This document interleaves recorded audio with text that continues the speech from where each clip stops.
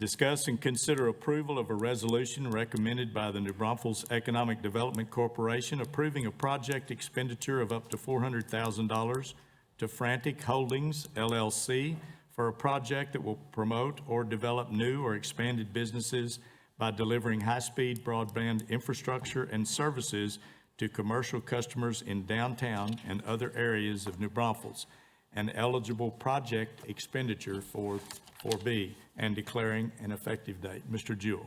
Thank you, Mayor Brockman. Members of Council, Jeff Jewell, Economic and Community Development Director. Like the Mayor mentioned, this would approve a resolution to provide up to $400,000 to Frantic LLC as an incentive to deliver broadband internet services here in New Braunfels. In about May of 2020, the EDC contracted with, under professional services agreement with AOKL Development Services with Mr. Al Kaufman to help shuttle this project kind of from conception to this point today. And Mr. Kaufman is here in the audience to answer questions as we get into this discussion just a bit.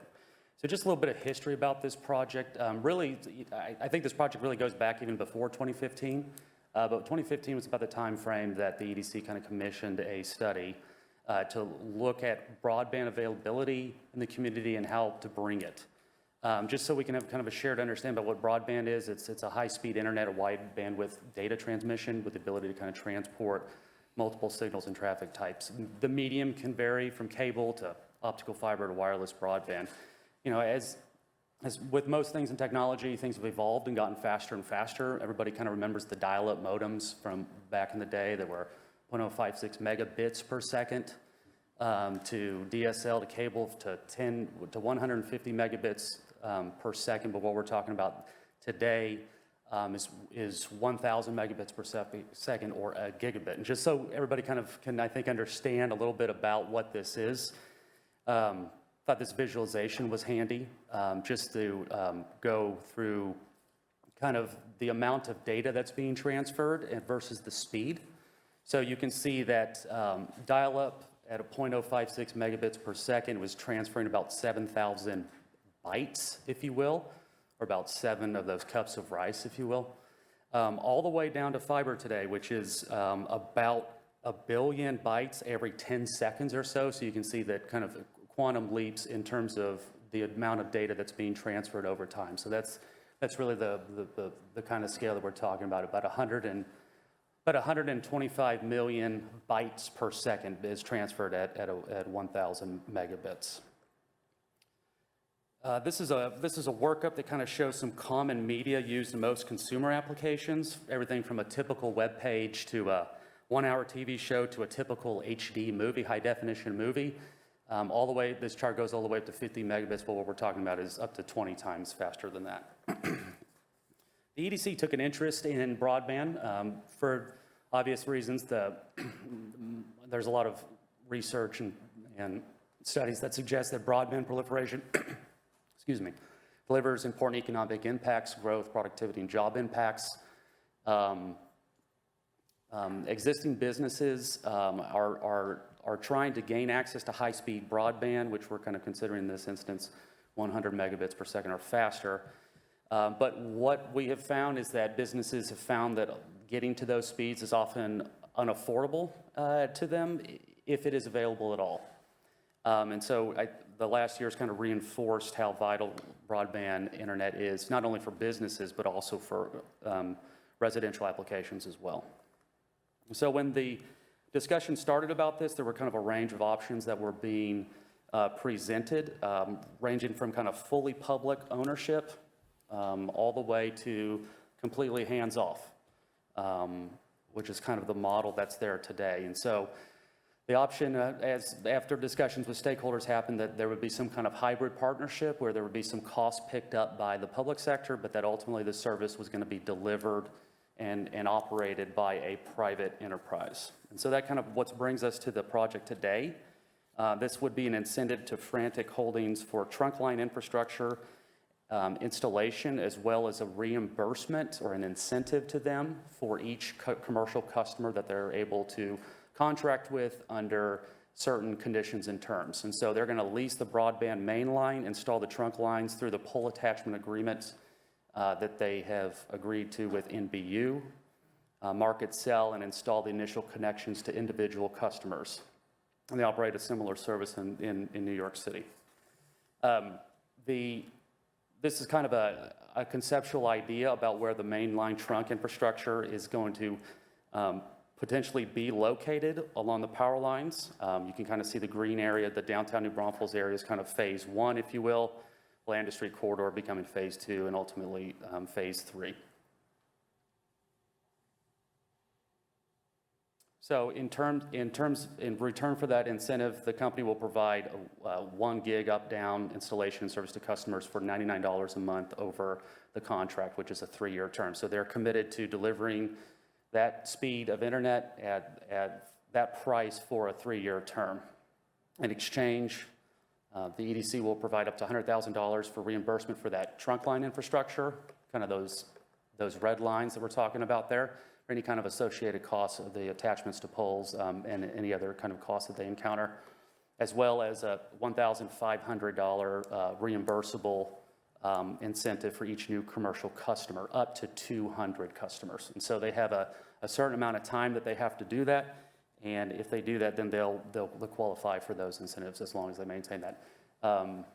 So with that said, the company will be delivering a letter of credit that kind of escalates in order to protect the investment of the EDC until those benefits are accrued back to the community. And so the EDC heard this at their April 15th meeting and voted to send it to the City Council, which is why it's in front of you all tonight. So with that, I'll try to answer any questions you may have. Okay, we'll open it up to council members with any questions of Mr. Jewell. Or Mr. Kaufman is here as well, if you have questions of. There's no doubt this is great for business, our business community. Will there be the opportunity to expansion for residential? Just off the top of my head, to get those kind of speeds, it's a marginal increase in price of what I'm paying from a large provider right now. Yes, so Frantic is open to providing residential service, but they will not be receiving any incentive for that. So if they are able to connect a residential customer to that, then they are able to they're able to make those connections for them, but they will not receive an incentive for it. Okay. Any other questions? I just want to thank Mr. Jewell and his team and Mr. Kaufman for staying the course, because this has been going on since before I got on council. And in my opinion, has been a major initiative the entire time. And, you know, I'm glad to see that someone finally stood up and took the opportunity to make the investment for the benefit of our business community downtown, which we all enjoy. Any other comments?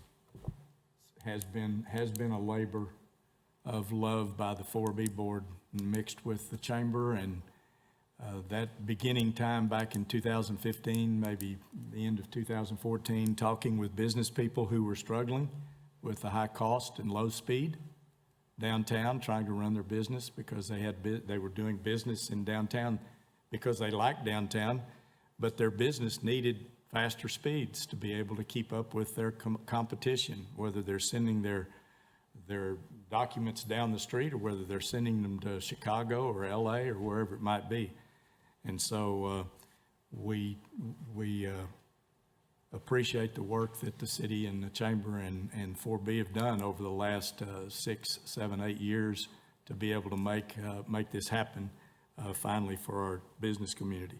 Well, and Mayor, actually, in addition to that too, in the chamber and 4B, I mean, there's been a lot of people involved, Downtown Association, Downtown Board, that have voiced their support over the years for this initiative. So it's a community-wide initiative, I think, that there's a lot of people that deserve a lot of appreciation for staying the course. Yeah, I've left out NBU. NBU was critical on this from the very beginning because they came to the table with the city and 4B and the chamber to be able to study this, and it's been studied, and now we're ready to make it a reality for. So since this is a public hearing, we'll open it up for public comment at this time. I would like to just say again, with what you guys were saying, thank you very much, because I thought I heard about this way before 2015. I mean, I was selling out of San Antonio and Bexar County large pipes, dark fiber to medium to large businesses, selling $700,000, $8,000 a month. So to be able to make this affordable now, it's time to move forward. And again, I thought I heard about this way back in early 2000s. So we got to start moving forward. And I appreciate the team, and we got to start taking action to help our businesses and our residents downtown as well. So progress. Thank you, Councilmember Blakey. Okay, we'll open it up for public comment. Anyone like to make a comment, please step up to the podium, state your name and address, limit your comments to 5 minutes or less. Good evening again, Richard Zapata, 1643 Sunshine Peak. Some of y'all's memory seems to be serving you well. The slide said 2015, but I left council 2013, and we talked about it while I was on council. We spent money on it, or somebody spent money on it. My recollections are a little vague, and I don't have any notes in front of me. I hadn't planned to talk on this one, but before I left council in 2013, there was some of this, and I think it involved NBU. I think there might have been some expenditures. And I wonder what's happened since then also, after I left council and before any of you all were on the council. But a couple of things that really strike me is the item for consideration says that will promote or develop. So that's kind of vague. I don't know, is there a sunshine review? Is there a clawback for $400,000 if this company can't deliver? What measures are there in place to measure them having done what you're expecting, what the citizens should expect for $400,000 in investment? But then you can go a little further. The whole United States has broadband, and all major cities, which we are a major city. We're not 15,000 or 25,000 New Braunfels. We're 100,000 strong. And so I'm wondering, why is the market not taking care of the needs for those areas that you had on the map?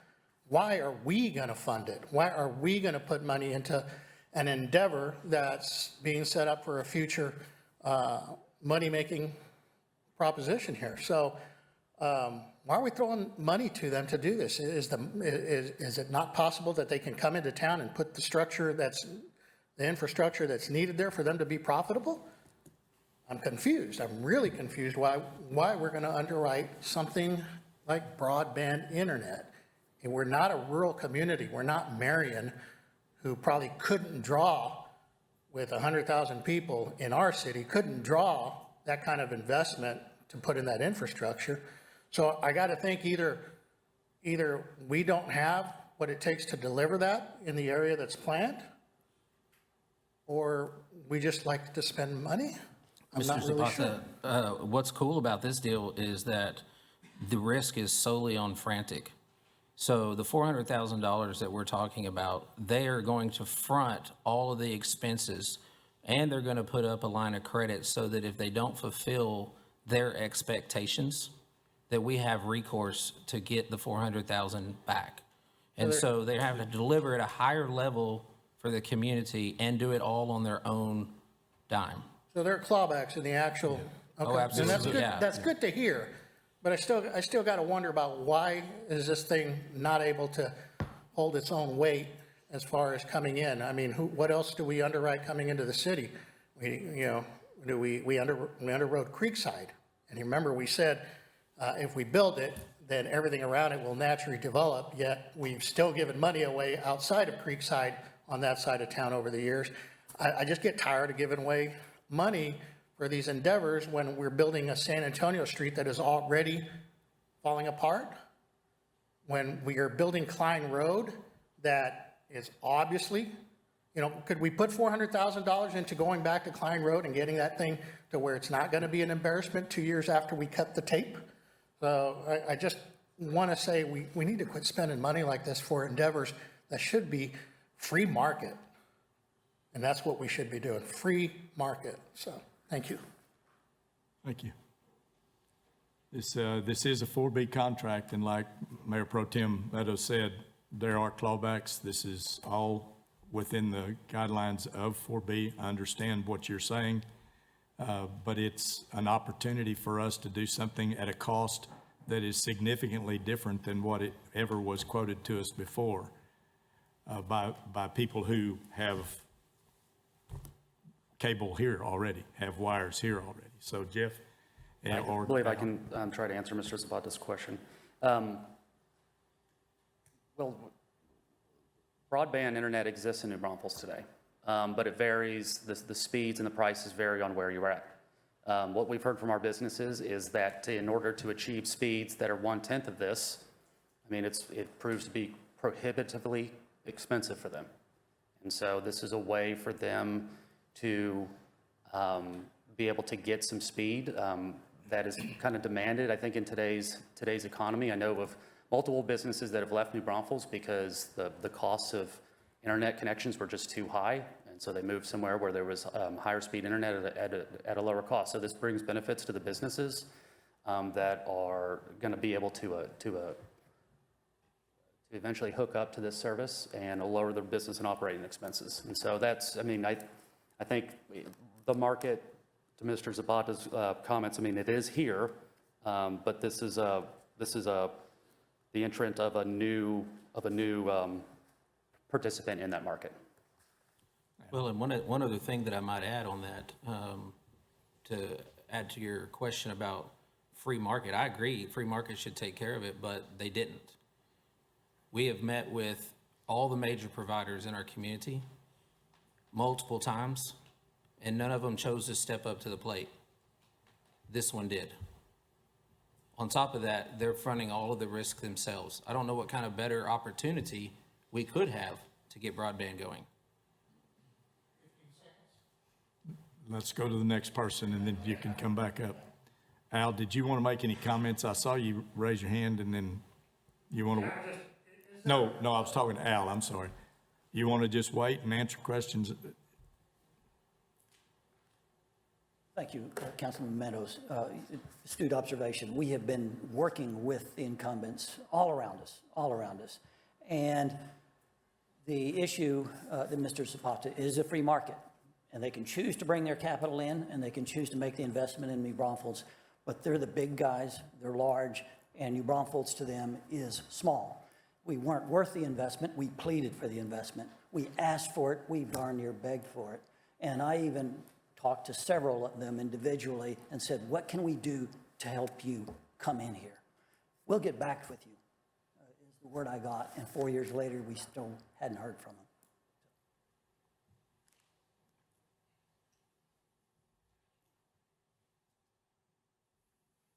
Kevin Robles, 1368 Cedar Elm. I live probably, I don't know, maybe half a mile from the city limits line. I got broadband spectrum. I mean, I got internet and it works fine. And I would like to see at least data of showing where in those that we do not have it and that where the price is going to vary, because $99 a month after city of New Braunfels pays $400,000 that could or could not, cover this cost. I'm getting emails and people are worried.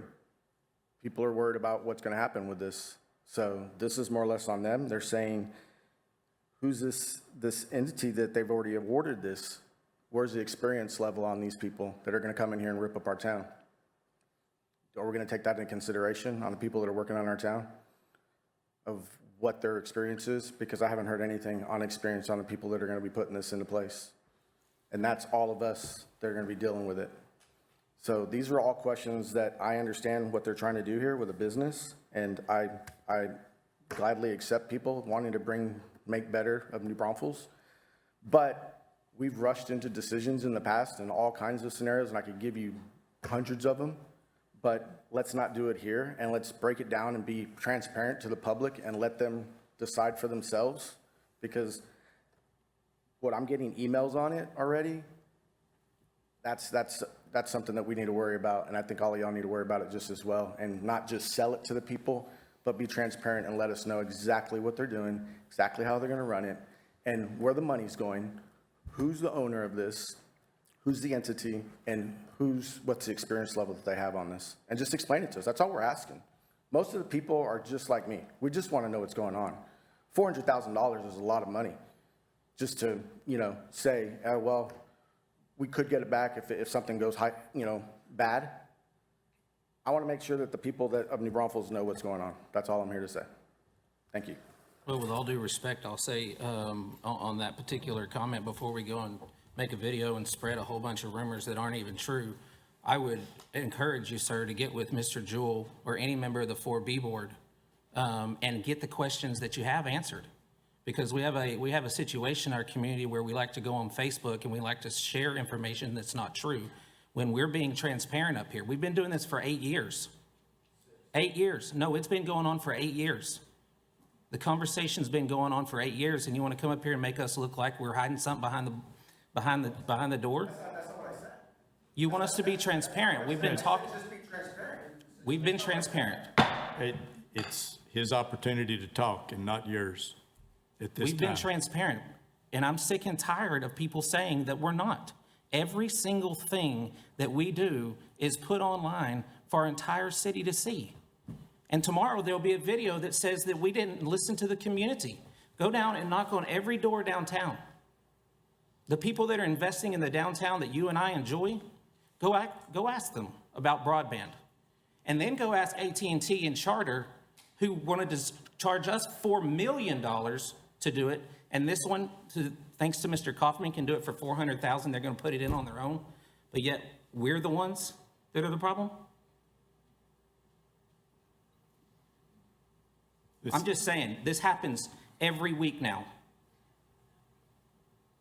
And for some reason, you have a hit out on me because you talk to me more than you probably talk to your own wife online. That's unacceptable.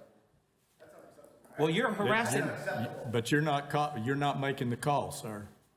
You're not making the call. Okay, we will go to the next comment. Timothy Davis, 810 Holly Street. I had no intention to speak tonight, but I will say, with all respect, sir, you've called out many of us, Mr. Meadows, many times about things, and you're not accurate with what you're saying. You can go back and read it. I've gone back and Mr. Davis, we're talking about broadband. We're not, Okay. we're not addressing all right. individuals. Okay. So I did have a question about the broadband. I did see a chart where the broadband was going to go. I'm curious. We've got this we don't have broadband downtown already. Like the NBU building right in the middle of downtown that's going up for sale. We don't have broadband there already, right in the middle of downtown. I mean, is this a matter of creating more competition? I'm all for competition. And sometimes you do have to incentivize that. I understand that. But I don't see any charts. I didn't see any charts of where we don't have broadband. And I think that was one of the questions that was brought up. And so I think what's being asked by the couple people that I heard, and I didn't talk to them about this. I'm friends with one of them. But I think what's being asked is, where isn't the broadband? I hear that we need to bring it in, but we didn't see any kind of proof or any kind of facts saying there isn't broadband. Ms. Crobach, can we get that map that Mr. Jules showed put back up there so that maybe Mr. Kaufman can answer your question with kind of using the map on what the first phase is and the second phase?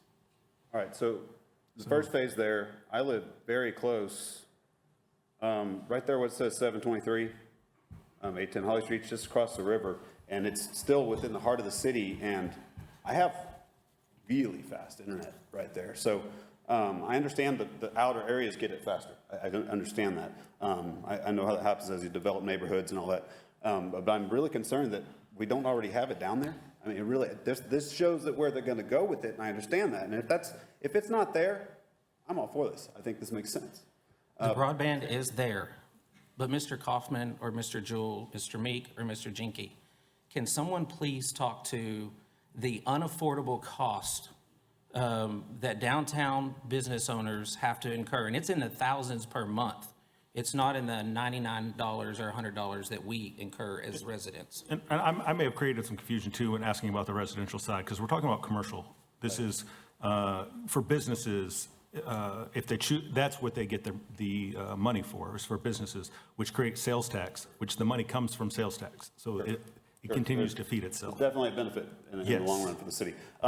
Okay, you can get with AT&T, business can start at $99 a month. I don't know if that's high speed.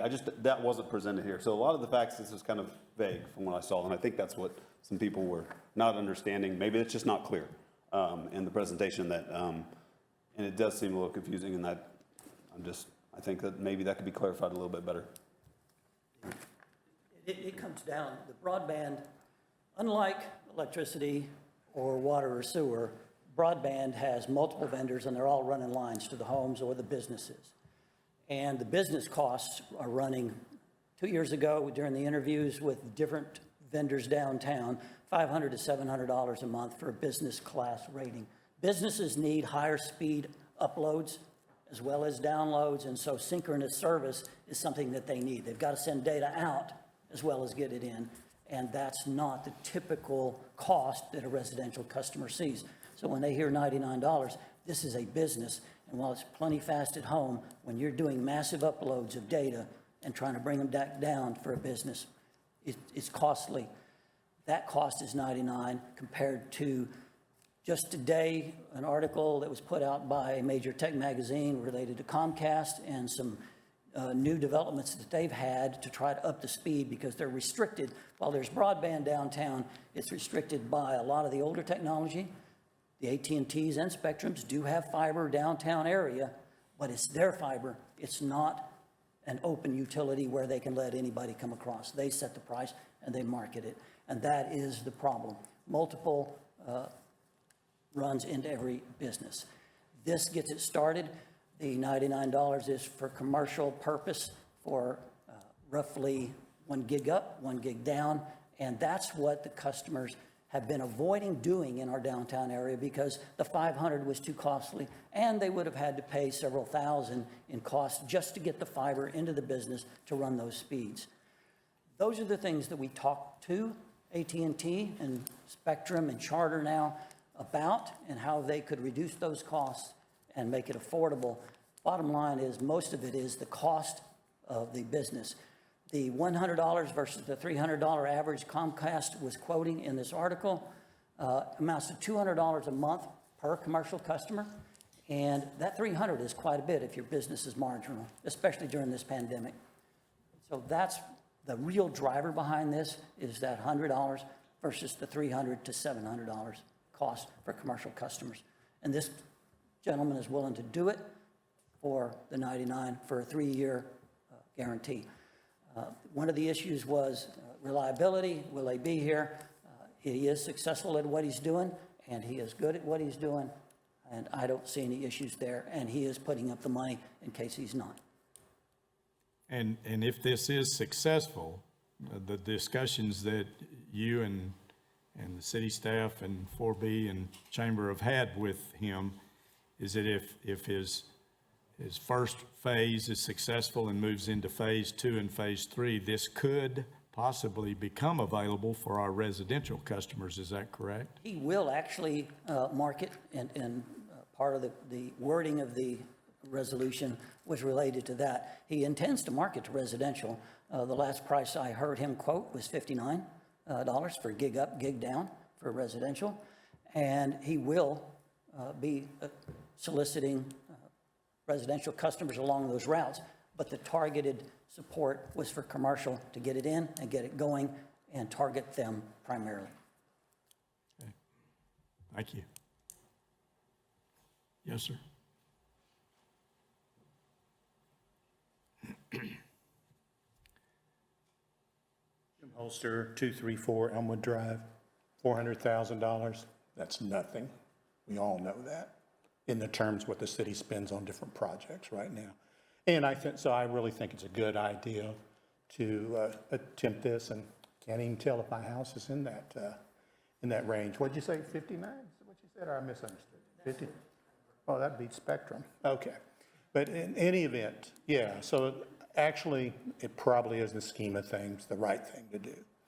I do, though, have to say, the only reason I came up here is some of the dialogue from council members saying they're sick and tired. I've heard that phrase before used when people come up to talk. Try something else. Try better decorum. Okay. I saw that in a gentleman, he spoke here tonight when he came up and spoke about the VA monument. The same thing happened, sick and tired. Mr. Holster, we're talking about broadband. Well, but everybody in the public has seen what happened here. Thank you, and I am for the broadband. Thank you. Okay, anyone else like to While the next speaker's coming up, I will apologize for the way that I acted. But Mr. Holster, I want you to know this has been going on daily for several months now. And so I apologize for taking that out in this room, but it was a reaction to something that's been going on for quite a while. If you'll state your name and address for the record, Thomas please. Aguilan, 1900 Blue Crest Lane, San Antonio, Texas.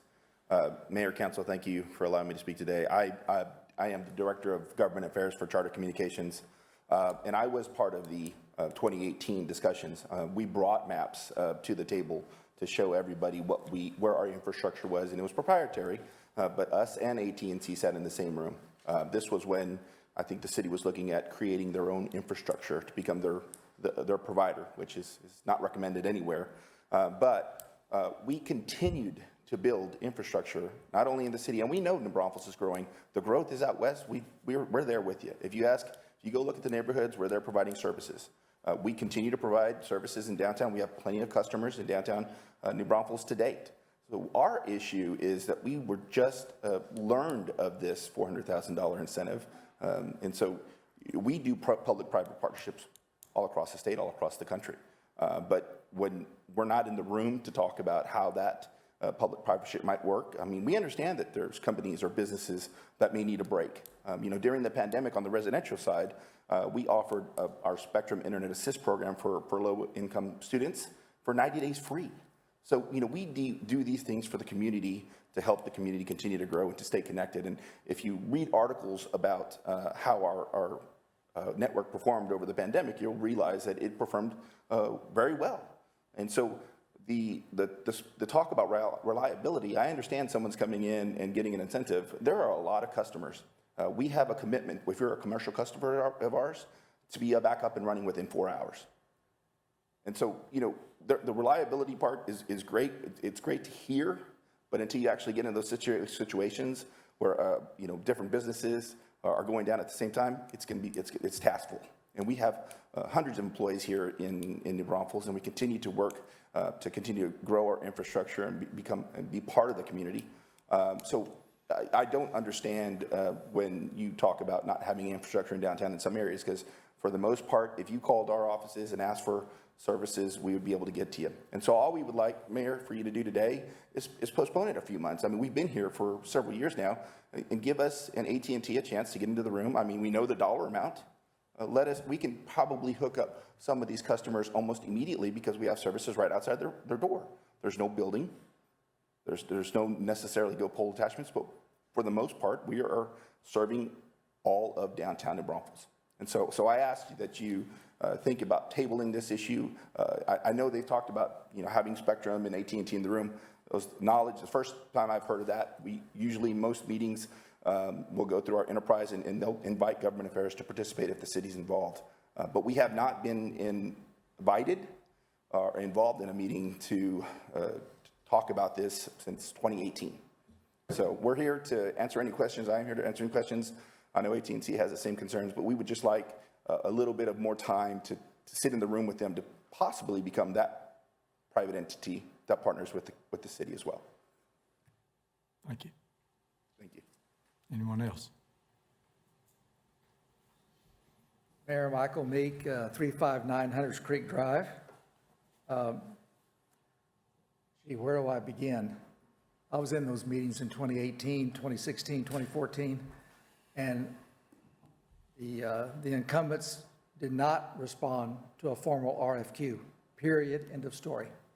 Let me just end with a parable, a story. Let's take the individual that really liked somebody, and they wanted to ask this person out to form a relationship, and they tried for 6 years, and they got turned down every time. And the person kept saying, I like the relationship the way it is. Don't ruin our friendship. So finally, the guy just gives up, and he finds the love of his life, and he goes to the chapel, and they're about to walk down the aisle. And the girl shows up and says, what are you doing? You didn't ask me if I wanted to marry you. And the fellow says, well, okay, you want to marry me? Well, no, not really. I just would rather you not have a relationship with anybody except me. That's what I feel like after this 6 to 8 year journey. I'm all for competition. Maybe we've won already tonight because we have some incumbents here tonight. There's nothing keeping them for offering these rates to their customers or any customer downtown. But we've heard this, we've seen this video, we've seen this movie, and it's time to move on. And there's no risk to the city, and the only one that's going to win are the businesses downtown. If I'm paying $750 a month and it costs me $5,000 to get fiber to the premise, and I could get it for $99 a month and maybe no cost to the premise, I'm going to take the risk, especially in a pandemic. So please, for the sake of our community, this is like the railroad in the 1880s when they said, hey, New Braunfels, you want us to have a stop? Will you incentivize us to have a stop in New Braunfels? They were the broadband in 1880. This is the future for us, and we've got to be competitive. I've walked the halls of Congress to tell our congressmen that all broadband is not created equal. They've been educated that from the incumbents that everybody's got the same. That is not the truth. There's different costs. It's competition, and we don't have it, and we need it. Thank you. Thank you. Anyone else? Yeah, William Rogers, 16 La Mesa Drive. I just have one quick question. Is the city going to use this service, and do they get incentivized from it? Or, and because I heard the term limit for the contract is only 3 years, right? Correct. I'm going to let whether the city's going to use it. Mr. Mayor and council members, the city actually has its own. We actually partnered with NBU and New Braunfels Independent School District on a fiber network. In fact, that partnership has been around as long as I've been with the city, so at least 13 years, if not longer, where we actually built our own fiber network and share that with those other two partners. So we will not be using this system as we have our own fiber network. That's all the question. All right, thank you. Anyone else? Mr. Okay, Mr. Zapata. Mayor. I won't go off topic, but I was thinking about it. I guess, I could be convinced of a possible need. I'm not going to be one that says, ooh, absolutely we don't or shouldn't do this, but I'm still a little skeptical, and I really, unfortunately, don't know your track record because I have tried to stay out of this room. Well, one thing I know is when I was there, I didn't accept everything that came across on face value, simply because we didn't get a whole lot of, we got a lot of material saying, this is why we should do this, this is why we should do this, but we certainly were never accustomed to that same group of people doing that research coming to us on the dais and saying, but here's the reasons we shouldn't. And so there was no devil's advocate. And so I can't say that you get that today, but I speculate you probably do. So with that in mind, if you decide to spend this kind of money, it's within your purview. Absolutely. I spent a lot of money when I was up on the dais. But the one thing that we never did very well, and I don't think we're doing now, is setting sunset reviews on something like this. We lost millions of dollars when the scooter store abandoned or fell apart, went away, whatever. We couldn't get that money back because along the way, we didn't know what they were up to. We thought everything was peachy keen until the day we get that phone call from the city manager saying, things are about to go south. So I don't know anything about this company. If I was sitting on the dais, I'd want to know everything there is to know about this Frantic Holdings. So the only thing I do know is, because it just took a second, is they incorporated about a year ago. So do you know the track record of Frantic Holdings and its principal? I don't. Maybe glorious, maybe fantastic, maybe the next Michael Dell. I don't know. Do you? No. If he is, do you know if Frantic Holdings and whatever sister companies might be associated, are they everything that you hope they're cracked up to be? If you don't, table it and take a couple of weeks to do that research. I know I would. I know I would definitely want to know a little bit more about Frantic Holdings that incorporated in April of last year, in the middle of the pandemic. don't know a lot of companies that really grew exponentially during the pandemic. So if you have it, I'd urge you to table it and do that before you spend the money. Thank you. Mr. Gonzalez, do we have anyone on the phone that would like to speak? Yes, sir, we sure do. We have a Patty Larson. Patty, you can now unmute yourself. And again, please state your name and address first. My name is Patty Larson, 7415 Quail Run Drive in San Antonio. I'm in External and Legislative Affairs for AT&T. And thank you for the opportunity to speak with you tonight. As Mr. Aguilar said, AT&T and Charter are present in New Braunfels. We continue building infrastructure. We have customers. Our major issue with regard to tonight is that we just learned about this. And we really are just respectfully requesting a postponement to have an opportunity to meet with you and discuss further, because things have changed since 2018. As Mr. Aguilar said, we all continue building in New Braunfels. It's one of the primary markets. So we're just respectfully requesting that you table this until we have a time to get together and discuss our options, your requests, and how we can work on some solutions together with the providers that will cost you a lot less money in the long run.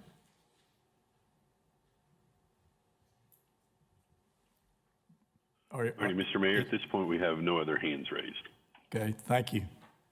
Okay, we'll close the public hearing and we'll take it to council to, what is your? I do have a question of Mr. Meek. Okay.